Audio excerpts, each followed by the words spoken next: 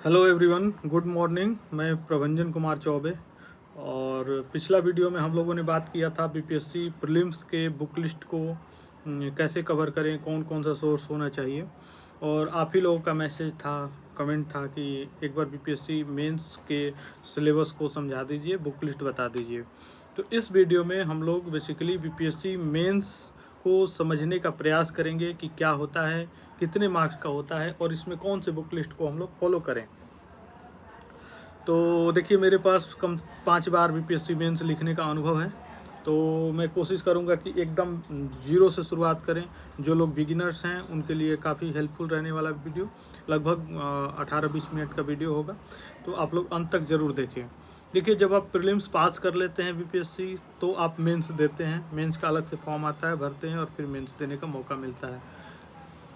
एक रिक्वेस्ट है कि आप लोग कॉपी और पेन लेके ज़रूर बैठें, ताकि नोट डाउन कर सके जो बताएं उसको। टोटल 900 मार्क्स का होता है बीपीएससी मेंस, और 5 पेपर्स होते हैं टोटल 5 पेपर्स होते हैं। फर्स्ट पेपर जो है जनरल हिंदी का होता है। जनरल हिंदी जो केवल क्वालिफाइंग नेचर का होता है, उसमें केवल 30% मार्क्स आपको लाने होते हैं। और नॉर्मली जो आप लोग अभी तक ग्रामर पढ़े हैं उससे काम आपका चल जाएगा। वो 3 घंटे का होता है। GS1 जो 300 मार्क्स का होता है, यानी सामान्य अध्ययन पेपर 1 300 मार्क्स का, सामान्य अध्ययन पेपर 2 300 मार्क्स का, ऐसे वो भी 300 मार्क्स का होता है। ऑप्शनल जो होता है वो 2 घंटे का होता है और केवल 100 नंबर का होता है। यहाँ जनरल हिंदी और ऑप्शनल ये दोनों क्वालिफाइंग नेचर के होते हैं। जनरल हिंदी में लिखने को आता है, लेकिन ऑप्शनल में केवल OMR ही फिल करने को आता है। और जितने भी सब्जेक्ट हैं उसमें से, जैसे हिस्ट्री, ज्योग्राफी, पॉलिटी, इकोनॉमी, बहुत सारे सब्जेक्ट हैं, आप कोई भी एक ऑप्शनल चूज कर सकते हैं। तो देखिए, हिंदी ऑप्शनल पेपर जो है वो एकदम आसान होता है। हिंदी जो क्वालिफाइंग जनरल हिंदी है वो एकदम आसान होता है। ऑप्शनल भी आसान होता है, थोड़ा सा एफर्ट लगाएंगे तो हो जाता है। हिंदी में और ऑप्शनल में कोई फेल नहीं होता। तो अब जो भी बचता है वो ऐसे GS1 और GS2 ही डिसाइड करता है कि आपका सिलेक्शन होगा। देखिए, प्रीलिम्स तो केवल एक छंटनी प्रक्रिया है। प्रीलिम्स में जो भी जिनकी तैयारी कम होती है वो लोग बाहर हो जाते हैं। असली खेला तो मेंस का होता है, क्योंकि रिजल्ट मेंस पे डिसाइड होता है। चलिए, अभी GS1 पे हम लोग बात करेंगे। सबसे पहले बात करेंगे कि GS1 का सिलेबस क्या है, कैसे आता है क्वेश्चन। तो देखिए, GS1 के जो क्वेश्चंस आते हैं उसके 3 सेगमेंट हैं। हिस्ट्री, करंट अफेयर्स जिन पे इंटरनेशनल रिलेशन और नेशनल करंट अफेयर्स शामिल है, और एक है डेटा इंटरप्रिटेशन यानी math, DI। History, current affairs और DI 300 मार्क्स का। 114 नंबर का इतिहास होता है यानी हिस्ट्री, 114 नंबर का होता है करंट अफेयर्स, दोनों मिलकर 228 नंबर, और बचा हुआ जो 72 नंबर है उसका होता है DI यानी डेटा इंटरप्रिटेशन। हम लोग डेटा इंटरप्रिटेशन और करंट के बारे में बाद में बात करेंगे। अभी फिलहाल समझ लेते हैं हिस्ट्री के सिलेबस को। देखिए, हिस्ट्री के सिलेबस को हमने टोटल 8 पार्ट में, टोटल 8 भागों में क्लैरिफाई करने का प्रयास किया है, सम अप करने का प्रयास किया है। आप ठीक से समझेंगे। देखिए, जो पहला सेगमेंट है हिस्ट्री का वो होता है आर्ट एंड कल्चर का। आर्ट एंड कल्चर, कला और संस्कृति का। और एकदम गिना चुना टॉपिक है, एकदम फिक्स टॉपिक है। क्या आता है, देखिए, कला संस्कृति में एकदम फिक्स टॉपिक है, नोट कर लीजिएगा। पटना कलम, मौर्य कला, पाल कला, मधुबनी पेंटिंग, मंजूसा कला, मेन यही आता है। और 6वीं बीपीएससी में एक क्वेश्चन जो यूपीएससी से उठा के पूछ दिया था, और वो था मंदिर निर्माण की शैली। पहली बार वो क्वेश्चन आया था और सब लोग शॉक्ड हो गए थे। लगभग जो यूपीएससी वगैरह देते हैं वो तो लिख लिए थे, बाकी सब दूसरा अटेम्प्ट कर लिए थे। तो मंदिर निर्माण शैली को भी आप ऐड कर दीजिए। मंदिर निर्माण शैली 3 तरह की होती है, नागर शैली, बेसर शैली और द्रविड़ शैली। दक्षिण भारत में द्रविड़ शैली, बीच मध्य भारत में बेसर शैली और उत्तर भारत में नागर शैली। तो ये कला में इतना ही आता है। दूसरा जो सेगमेंट आता है वो है पर्सनालिटी का, यानी व्यक्तित्व का। अब व्यक्तित्व में इससे ज़्यादा नहीं आएगा जो मैं बता रहा हूँ, केवल उतना ही पढ़ना है। देखिए, सिविल सेवा में आपको ज़रूरी है ये जानना कि क्या नहीं आता है, क्या क्या सब कुछ पढ़ना है। बहुत सारा सिलेबस है, मार्केट में इतना सिलेबस है कि आप पढ़ते पढ़ते पागल हो जाइएगा। आपको ये जानना बहुत ज़रूरी है कि हमें क्या नहीं पढ़ना है। तो पर्सनालिटी में पढ़ना है महात्मा गांधी, उनका जितना भी थॉट्स है, चाहे धर्म के बारे में, चाहे समाज के बारे में, राजनीति के बारे में, अर्थव्यवस्था के बारे में, या जितने भी उनके थॉट्स हैं, सब आता है। महात्मा गांधी के बारे में एक क्वेश्चन लगभग कंफर्म रहता है। जवाहरलाल नेहरू, उनके विदेश नीति जो है, गुटनिरपेक्ष नीति, पंचशील सिद्धांत, ये सब इम्पोर्टेंट हो जाता है। रविंद्रनाथ टैगोर, इनके भी व्यक्तित्व के बारे में आता है। जयप्रकाश नारायण, आप लोग नोट करते रहिएगा। राजेंद्र प्रसाद, जयप्रकाश नारायण, राम मनोहर लोहिया, स्वामी सहजानंद सरस्वती, इनको किसान आंदोलन से जोड़ के देखा जाता है। और हालांकि इनका मूल जो जन्म था वो तो यूपी में था, गाजीपुर ज़िले में, लेकिन इनका पूरा जो कर्म भूमि है वो बिहार रही है। और बिहार में किसान विद्रोह में इनका बहुत बड़ा योगदान है। और किसानों के हित के लिए विद्रोह करते हुए इन्होंने पूरा जीवन जो है संघर्ष में अपना बिता दिया था। एक जो मैं अपनी तरफ से ऐड करने वाला हूँ, कर्पूरी ठाकुर, अभी हाल ही में पिछला 2024 में उनका निधन हुआ और उनको भारत रत्न दिए जाने की वजह से वो काफ़ी इम्पोर्टेंट हो गए हैं। तो मेरे तरफ से आप एक और ऐड कर लीजिए, कर्पूरी ठाकुर, और उनके जो थॉट्स हैं उनके बारे में ज़रूर पढ़िए, क्योंकि बिहार में शिक्षा में सुधार और महिला आरक्षण वगैरह का सबसे पहला प्रयास उन्हीं के द्वारा किया गया था। तो ये इम्पोर्टेंट हो जाते हैं। तीसरा जो सेगमेंट है वो है मोमेंट्स का, यानी आंदोलन का, विद्रोह का। तो वहाबी आंदोलन इसलिए इम्पोर्टेंट हो जाता है कि 1820 के आसपास में, हालांकि ये पश्चिम भारत में स्टार्ट हुआ था, लेकिन 1820 के आसपास में इसका केंद्र पटना में हो जाता है। और पटना इसका मुख्य केंद्र हो जाने के कारण ये इम्पोर्टेंट हो जाता है, और हो सकता है कि आ जाए, एक दो बार आया भी है। 1857 का विद्रोह, 1857 के विद्रोह को बहुत अच्छे से पढ़ लीजिएगा। उसका कारण क्या था, उसका परिणाम क्या हुआ, उसका स्वरूप क्या था, इतिहासकारों ने उसके बारे में क्या कहा है। तो 3-4 इतिहासकारों का मेन है, जैसे मजुमदार हैं, एस एन सेन हैं, और यही सब जो है, जो पश्चिमी इतिहासकार हैं इसको सैनिक विद्रोह मानते हैं, जबकि भारतीय इतिहासकार इसको राष्ट्रीय विद्रोह मानते हैं। तो इनका जो कन्फ्लिक्ट है उनसे एक थोड़ा बहुत क्वेश्चन जरूर आ जाता है। कुंवर सिंह और उनका 1857 की लड़ाई में क्या योगदान था, ये इम्पोर्टेंट हो जाता है। तो एक बार कुंवर सिंह बहुत इम्पोर्टेंट हो जाते हैं, चाहे प्रीलिम्स हो चाहे मेंस हो। 1905 का स्वदेशी आंदोलन जो हुआ था, उसका कारण परिणाम वगैरह सब कुछ पढ़ लीजिएगा। उसमें बिहार का क्या योगदान है ये भी इम्पोर्टेंट हो जाता है। 1920 का आंदोलन, उसमें कारण परिणाम सब कुछ, और उसमें बिहार का क्या योगदान है वो भी, उसको खिलाफत से जोड़ के एक बार आप लोग देख लीजिएगा, ठीक है। 1930 का सविनय अवज्ञा आंदोलन, उसमें भी बिहार। 1942 का आंदोलन, भारत छोड़ो आंदोलन, बहुत इम्पोर्टेंट है, बीपीएससी कई बार पूछ चुका है, आगे भी पूछने की संभावना है। इसमें बिहार का इम्पोर्टेंट रोल रहा है। बिहार उस आंदोलन का मुख्य केंद्र बिंदु रहा था, क्योंकि इसमें जयप्रकाश नारायण जी की महत्वपूर्ण भूमिका थी। उनकी आज़ाद दस्ता का गठन किया था उन्होंने नेपाल के रामबिला जंगलों में। तो वो तो एक बार आप लोग देख लीजिएगा, आज़ाद दस्ता महत्वपूर्ण है, भूमिगत गतिविधि उसमें हुई थी। और 1942 के आंदोलन में बिहार का योगदान, ये महत्वपूर्ण टॉपिक बन जाता है। आज़ाद दस्ता को अलग से देख लीजिएगा, आज़ाद दस्ता को मिला के एक बार 1942 का आंदोलन में बिहार का योगदान एक बार समअप करके बढ़िया से देख लीजिएगा, ये इम्पोर्टेंट हो जाता है। नेवी विद्रोह, ये भी इम्पोर्टेंट है। अगला सेक्शन है जो चौथा, वो है किसान आंदोलन का।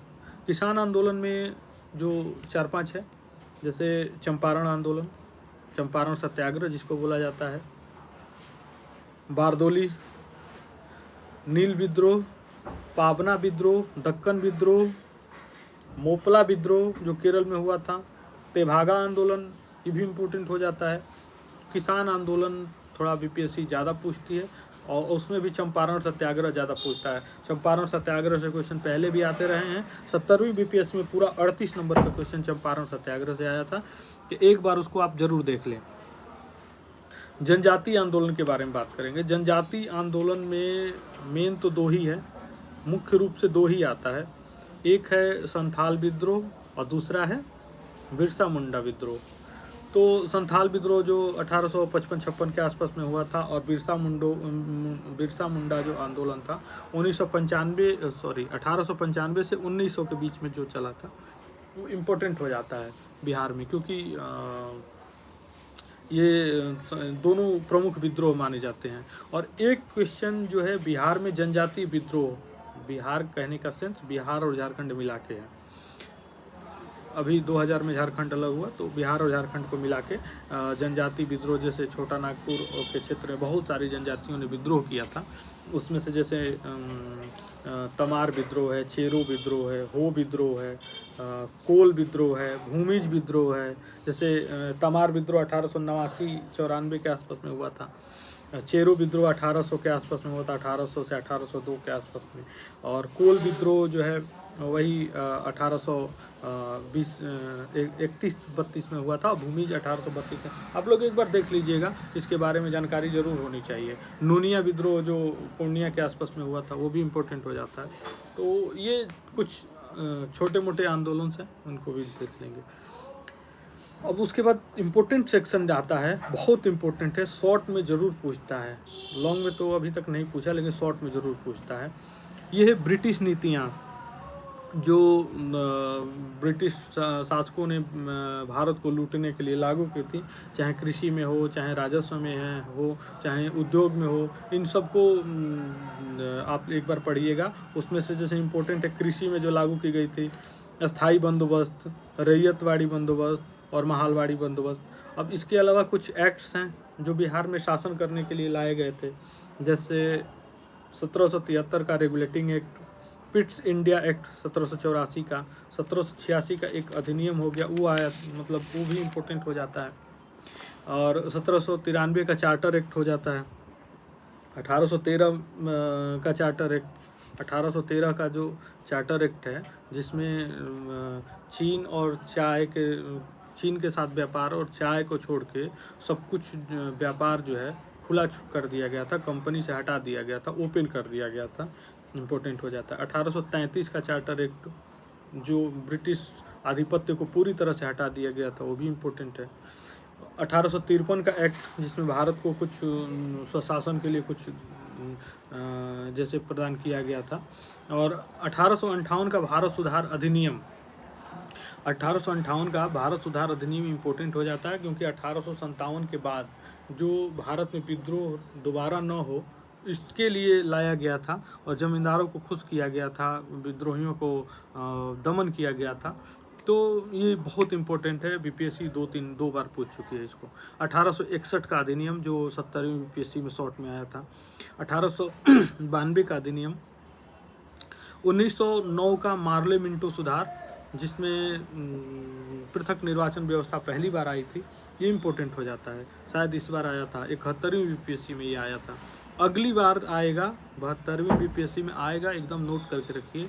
1919 का मॉन्टेग्यू चेम्सफोर्ड सुधार, 1919 का मॉन्टेग्यू चेम्सफोर्ड सुधार, ये जरूर आएगा, आप लोग नोट करके रखिए। 1935 का अधिनियम, ये दोनों में से कोई एक जरूर आएगा। जो अगला सेक्शन है 7वां, वो है भारत में प्राच्य शिक्षा, यानी भारत में अंग्रेजी शिक्षा का कैसे विकास हुआ, महिला शिक्षा का कैसे विकास हुआ, बिहार में प्राच्य शिक्षा यानी अंग्रेजी शिक्षा का कैसे विकास हुआ, महिला शिक्षा का कैसे विकास हुआ, इससे एक क्वेश्चन आ सकता है। आया भी था, अभी 70वीं बीपीएससी में आया था कि बिहार में शिक्षा का विकास पे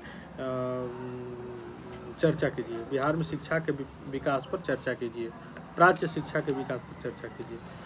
लॉन्ग में आया था, तो इम्पोर्टेंट हो जाता है। इसमें से कुछ कुछ है, जैसे 1818 का चार्टर एक्ट पढ़ लीजिएगा, उसमें 1 लाख रुपए अनुदान की व्यवस्था की गई थी, और पहली बार भारत में अंग्रेज़ों ने शिक्षा के विकास के लिए प्रयास किया था। आंग्ल प्राच्य विवाद, अंग्रेज़ों का जो विवाद था कि शिक्षा की जो व्यवस्था है, जो माध्यम है, वो क्या रखा जाए, क्या पश्चिमी शिक्षा को लागू किया जाए या भारत की ही शिक्षा को अपने ढंग से लागू किया जाए। अधोमुखी निस्यंदन सिद्धांत जो है, डाउनवर्ड फिल्ट्रेशन थ्योरी, जो मैकाले ने अपने मिनट्स में दिया था, और मैकाले ने कहा भी था कि पश्चिमी देशों के एक लाइब्रेरी के एक अलमारी की किताबें, पश्चिमी देशों यानी यूरोप के किसी एक बढ़िया लाइब्रेरी के एक अलमारी की किताबें भारत और अन्य पूर्वी एशिया के समस्त साहित्य से बेहतर है। मतलब ये तिरस्कार भरे शब्दों में इसने भारत के साहित्य को लिया था। चार्ल्स वुड का जो डिस्पैच है 1854, वो भी पढ़ लीजिएगा एक बार। हंटर कमीशन 1882, जिसमें प्राथमिक शिक्षा का पहली बार जिक्र किया गया था। भारत विश्वविद्यालय अधिनियम 1904 एक बार देख लीजिए। Sadler commission 1917। हो सकता है ये अलग अलग ना आए, लेकिन भारत में शिक्षा का विकास अगर पूछ दे तो ये सब कुछ इम्पोर्टेंट हो जाता है। हार्टोग कमीशन, रामकृष्णन समिति, ये सब बाद में कोठारी 1964-65 इस सब में तो वो नहीं आएगा, वो एक बार देख लीजिएगा। तो ये हुआ हमारा टोटल 7-8 सेक्शन में हमने बांट दिया हिस्ट्री को। और इसके अलावा आप लोग छोटे मोटे क्वेश्चन आएंगे भी, तो आप ज़रूर हैंडल कर लीजिएगा। जैसे माउंटबेटन घोषणा हो गया, या क्रिप्स मिशन हो गया, या 1932 का जो गांधी जी का अनशन था, उससे भी आ सकता है। तो छोटे मोटे टॉपिक्स तो आते ही रहते हैं, और वो प्रिडिक्टेबल नहीं है, लेकिन जो एकदम मोस्ट प्रिडिक्टेबल है, जो आने की संभावना ज़्यादा है, उसका हमने चर्चा कर दिया। अब दूसरा क्वेश्चन जो सबसे इम्पोर्टेंट है कि बुक लिस्ट क्या होनी चाहिए, हिस्ट्री मेंस की हिस्ट्री को कवर करने के लिए बुक लिस्ट क्या होनी चाहिए। तो आप एक रखिए स्पेक्ट्रम, मैं आपको बुक दिखा देता हूँ। ये है स्पेक्ट्रम, आप लोग इसमें देख सकते हैं, इसमें कलर किया होगा रंग बिरंगा, और हमने इसको पूरा पढ़ा है। और ये बीपीएससी मेंस के लिए ठीक है, अगर बिहार स्पेशल का अलग से है, मतलब इसमें सारा सिलेबस बीपीएससी मेंस का लगभग कवर हो जाएगा, आपका कोई दिक्कत नहीं है। केबीसी नैनो ले लीजिए बिहार स्पेशल के लिए, केबीसी नैनो की बुक आती है पब्लिकेशन की, या आप इम्तियाज़ अहमद की किताब ले सकते हैं, वस्तुनिष्ठ वाला नहीं, ठीक है। इम्तियाज़ अहमद की किताब है, और उससे एक समझ विकसित करने में आपको हेल्प मिलेगी कि हम जो अपना नॉलेज है कैसे बढ़ाएं, अपना कंसेप्ट कैसे बढ़ाएं। और एडुटेरिया का तथ्य संग्रह जो मैंने प्रीलिम्स में बताया था, वो भी हेल्पफुल है। कुछ तथ्य आपको याद करने पड़ेंगे ताकि आप लिख सकें। इसमें सब कुछ कवर हो जाएगा, केवल आर्ट एंड कल्चर और पर्सनालिटी को छोड़ के। आर्ट एंड कल्चर में पटना कलम, मौर्य कला, पाल कला, मधुबनी पेंटिंग, मंजूसा पेंटिंग, और भारत में मंदिर निर्माण शैली, ये सब कवर नहीं हो पाएगा। इसके लिए अलग से हम नोट्स प्रोवाइड कर देंगे आपको, या किसी भी कोचिंग का आप नोट्स ले सकते हैं, वहाँ से आप क्लियर कर सकते हैं। पर्सनालिटी वाला भी यहाँ से कवर नहीं हो पाएगा, पर्सनालिटी वाला अलग से आपको देखना पड़ेगा। और पर्सनालिटी में जैसे रविंद्रनाथ टैगोर हो गया, महात्मा गांधी, जवाहरलाल नेहरू, इस सब को आप अलग से मैं नोट्स प्रोवाइड कर दूंगा। मेरे पास नोट्स हैं, वो प्रोवाइड करा दूंगा। या किसी कोचिंग का हेल्प भी ले सकते हैं आप, किसी कोचिंग की मदद ले सकते हैं। कोचिंग में जैसे एडुटेरिया हो गया, किसी भी PW, BCW, कोई भी कोचिंग का बढ़िया नोट्स ले लें, और उसको अपने तरीके से उसको नोट डाउन कर लें, ताकि आप आंसर के फॉर्मेट में कैसे लिखेंगे। सबसे ज़रूरी है कि आप हिस्ट्री के प्रीवियस ईयर क्वेश्चंस को देखें, और उसके बाद अपना आंसर को फॉर्मेट में नोट्स बनाने का प्रयास करें। ऐसे स्पेक्ट्रम को आप ऐसे नहीं लिखिएगा, क्या क्वेश्चन आया है पिछला साल का, उसके अनुसार आप अपना नोट्स बनाइए। और एक चीज़ और मैं आपको सलाह दूंगा कि आप प्रीवियस ईयर का बीपीएससी मेंस का सॉल्व पेपर ले लें, बीपीएससी मेंस का प्रीवियस ईयर सॉल्व पेपर ले लें और उसमें आप देखें कि क्वेश्चन जो है हिस्ट्री के किस तरह का आया है, हिस्ट्री का क्वेश्चन कैसा आया है, कितने क्वेश्चन बार बार रिपीट होते हैं, कितने क्वेश्चन नए हैं। कोई क्वेश्चन ऐसा भी है जो बार बार पूछा जाता है, जैसे कला में मौर्य कला और पटना कलम, ये बार बार पूछा जाता है। पाल कला कभी कभी रिपीट होता है। जैसे गांधी जी और रविंद्रनाथ टैगोर लगभग हर साल आते हैं, मतलब एक साल गैप करके। जवाहरलाल नेहरू की विदेश नीति को छोड़ दिया जाए तो बहुत ज़्यादा नहीं पूछा जाता। तो आपको एक आइडिया जरूर लगेगा, खुद से एलिब्रेट करें। यूट्यूब पे और बाकी टीचर्स पे क्यों भरोसा करेंगे, भगवान ने आपको भी तो बुद्धि दिया है ना, कहाँ यूज करेंगे आखिर उसका। आप खुद से प्रयास करें, नोट्स बनाएं और प्रीवियस ईयर क्वेश्चन के अकॉर्डिंग आप लिखने का प्रयास करें। देखिए ये वीडियो जो है 20 मिनट का लगभग हो गया, 21 मिनट का, तो ये लंबा चला जाएगा, आप लोग भी बोर होंगे। तो हम लोग अगले वीडियो में जो बात करेंगे वो करंट अफेयर सेक्शन का बात करेंगे और डीआई को भी बात करेंगे कि करंट अफेयर। अच्छा, हिस्ट्री में एक चीज़ मैं और बता दूं कि क्वेश्चन कैसे आते हैं। 3 क्वेश्चंस आते हैं हिस्ट्री में, 3 क्वेश्चंस आते हैं, 3 हिस्ट्री में 3 क्वेश्चन आते हैं। फर्स्ट क्वेश्चन, सेकंड और थर्ड। फर्स्ट में 5 क्वेश्चन होते हैं, 5। फर्स्ट क्वेश्चन में 5 क्वेश्चन होते हैं। एक क्वेश्चन हो गया, उसमें ABCDE शॉर्ट में होते हैं। ये क्वेश्चन 38 नंबर का हो गया, जिसमें से 2 क्वेश्चन 7-7 नंबर का होंगे, बाकी 8-8 नंबर का होगा। ठीक है, 7 दूना 14 और 8 तिया 24, 38 नंबर का। इसको 1 से 1.5 पेज में लिखना है, 1.5 पेज में आप लिख सकते हैं। आपके पास समय है, स्पीड ज़्यादा है तो आप 2 पेज में भी लिख सकते हैं इसको। लॉन्ग आंसर में दूसरा क्वेश्चन और लॉन्ग में तीसरा। ठीक है, इसमें 2 पार्ट होते हैं, या तो किसी एक को करना है। इस 2 वाले में, दूसरे क्वेश्चन में 2 पार्ट होते हैं, किसी एक को करना है, वो 38 नंबर में होता है। और लॉन्ग वाले को आप 5 या 5.5 पेज में लिख सकते हैं। 5 से कम मत लिखिए, बीपीएससी में आज भी नंबर देख के पन्ने गिन के नंबर मिलते हैं भाई।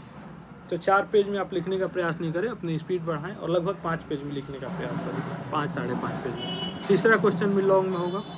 तो चलिए अगला वीडियो में हम लोग बात करेंगे करंट अफेयर सेक्शन का और उसके बुक लिस्ट के बारे में। और अगर आपको कोई डाउट हो तो कमेंट बॉक्स खुला है, आप अपने डाउट्स रख सकते हैं। अगर मुझे कोई सलाह देना हो तो आप अपने सलाह कमेंट बॉक्स में दे सकते हैं। मिलते हैं अगले वीडियो में, धन्यवाद। सब्सक्राइब ज़रूर करें और दोस्तों को भी शेयर करें। बहुत बहुत धन्यवाद।